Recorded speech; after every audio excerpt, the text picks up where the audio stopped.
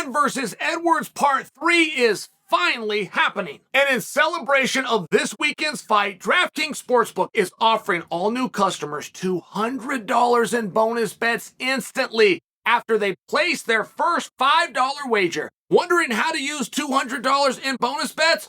Try Same Fight Parlays, where you can combine multiple bets on the same fight into one parlay for a shot at even more action. If mobile sports betting is not yet available in your state, don't worry. You can still get in on the fun with DraftKings Daily Fantasy, where they offer cash prize contests for nearly every sport. DraftKings is safe, secure, and reliable. Best of all, you can deposit and withdraw your cash whenever you want. New customers, just click on the link below to download the DraftKings Sportsbook app right now. Remember, use the promo code Sonnen and bet $5 to get $200 in bonus bets instantly. That's promo code Sonnen only at DraftKings Sportsbook.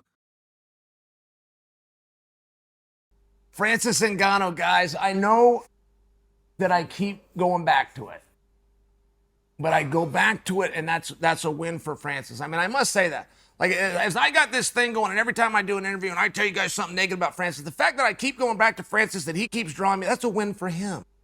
So I don't mean it to all be negative, but this is something that I am observing in real time. I'm very curious how it's going to go. I can give you guys my prediction. But no matter how many veins want to pop out of my neck or how many times I keep sweating through a t-shirt, it doesn't make me right, and it won't make me right. I'm going to need about 2 years. And I'm going to either have called it that was the worst decision that Francis could have made. And of course, I'm talking about opportunities and exposure, which equal dollars. That's it. If he can find a way to get the money, he can go do something in the Middle East, find one of these guys that likes to lose a bunch of money, tickle your nuts and make you go in a back room and see his wife. I mean, you do understand that that's what's happening when you're seeing these ridiculous matches from the WWE on down. They're going to the Middle East. You understand this is not above board stuff, correct? So, okay, great. If he matches up with one of those weirdos like Floyd and the rest of these guys, okay, great. But otherwise, he's going to need exposure, which can lead to an opportunity, which leads to dollars. Do you understand why I'm going down that road? So we're going to see if he does it, and it's going to be a time issue. Now, Francis has come back today, and he's had to fire back. Francis has not had to defend himself before. I think that it puts him in an abnormally uncomfortable position, and I think we would understand that. Do you guys imagine that Francis has a time back in junior high where the kids picked on him and Charles Hughes? Do you think he has a story back his sophomore year in high school when the guys used to pick on him? You think he's got a story of shooting hoops up the street and the neighborhood kids came and picked on? Probably not. This is probably the one, he's probably never been picked on. You hear about bullying, he probably didn't know anything about it. But it's very relevant because it's even true in his pro career. Nobody ever stuck a finger in his chest. Stipe Miocic gave him his hardest work, and Stipe didn't put a finger in his chest. Matter of fact, why would he? He was the champion. Francis was the challenger. I mean, I'm just sharing with you, there was never a time. The guy that stepped to Francis the most in the history of the world was Curtis Blades, who, by the way, doesn't like to talk to anybody. So even Curtis didn't say very much. This is very relevant because I don't say this with an exaggeration. All of a sudden, Francis is having to come out and he's having to defend Francis. You've got Jon Jones saying, hey, where you been? I've been looking for you. You got Dana saying, I wanted to make the fight. You got Francis going, hey, guy, where were you? And that's, of course, the great irony, right? Jon Jones having gone broke and needing to get in there and fight. So now all of a sudden he's the easy guy to work with. Is an incredible irony when you were the guy and you wouldn't give anybody an opportunity. You wouldn't put the belt. Believe me, I know how hard it is to get that guy into a ring. So much so that he leaves light heavyweight, walks up to heavyweight. He's going to get ready to do the same thing to them. But in the meanwhile, he wants to get in there. He wants to come out and do them quick. I only share with you, that's an irony. That's a real irony. Francis is now having to come out and say, where were you then?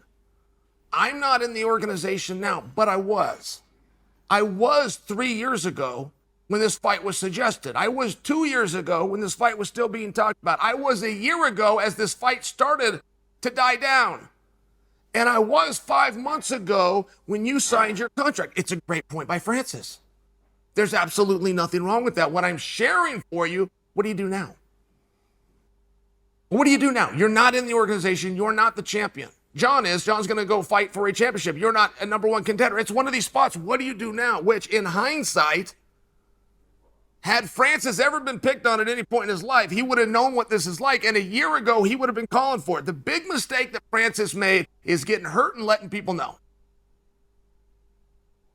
Nobody should ever disclose their injury reports, ever. If you got a teammate, you got a friend, and he's truly your teammate or friend, and he gets hurt, you don't tell anybody, ever. We all sat back. Nobody discussed Francis. Jim Rome didn't have him on. Le Batard didn't want to discuss him. Sports Center didn't bring him in the car wash, all because he was out with a knee injury. What was the point anyway? It wouldn't matter if you've got a dream fight with Jon Jones. It wouldn't matter if Stipe was going to put on 20 pounds of muscle. It wouldn't matter if Chael Sonnen came back.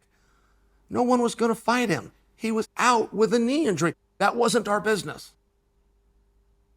He wanted to cover for a bad performance. It's like all guys that have an injury, man. It's never about them. It's never about their injury. It's never about their team or anybody else that they're holding up. It's about their last performance and offering an excuse for it. He wasn't happy with his fight with Ciryl Gane. He thought that was harder than it should have been. So he comes out with, my knee hurts. Okay, fair enough. Fair enough. But now that your knee hurts and you've let us know how serious it is, and we all know that that can take 6 to 8 months, we're not going to discuss you for 6 to 8 months. Oh, by the way, that's simultaneously in a point when you're in a contract dispute. Nobody needs you to fight, but there are certain fights that are worth value. You're not worth a value, but a fight is worth a value. So you versus Jon would have been red hot. You could have called Jon chicken. You could have talked about Jon's not coming back. You could have talked about Jon's not hurt. You could have about Jon's on weight. You could talk about that Jon could go with a license and he's not doing any of those things. You could have built a fight. So when it was time to sit down at the table, they now buy fights. They're not buying you. They're not buying your resume. They're not buying your story. They'll buy a fight. The fight was him versus Jon. He should have called for it, but he doesn't know that. He'd never been picked on. He never had numbers against him. He never had anybody gang up. Never had a handsome, charming gentleman from West Lynn that just wouldn't stop. This has never happened to him. So if he could go back, if he could run the tape back, he could have got that going. It would have been fair game. It would have been true. He would have been the champion. He would have been under contract. He would have been willing to fight Jon Jones. All he had to do was say it, but he couldn't say it. He couldn't say it because he was hurt. He was hurt, and it was none of our business. He was tough enough and had the courage to walk in there against Ciryl Gane on one leg. He was tough enough and had the courage to find a way to win. But he wasn't tough enough with the courage to live with the headlines because the fight was closer than it was supposed to. So he goes into an injury and caused 8 months where no one spoke about him and no one spoke about the fight. Nobody built him. So when it's time to sit down at the table, you're looking around going, you don't have anything that we need. And now he's in a real jackpot. He's firing it back and he's telling the truth. He's saying, hey, Jon, where were you? That's true. But no one's going to remember the truth. And quite frankly, the story's not quite as fun when you tell it that way.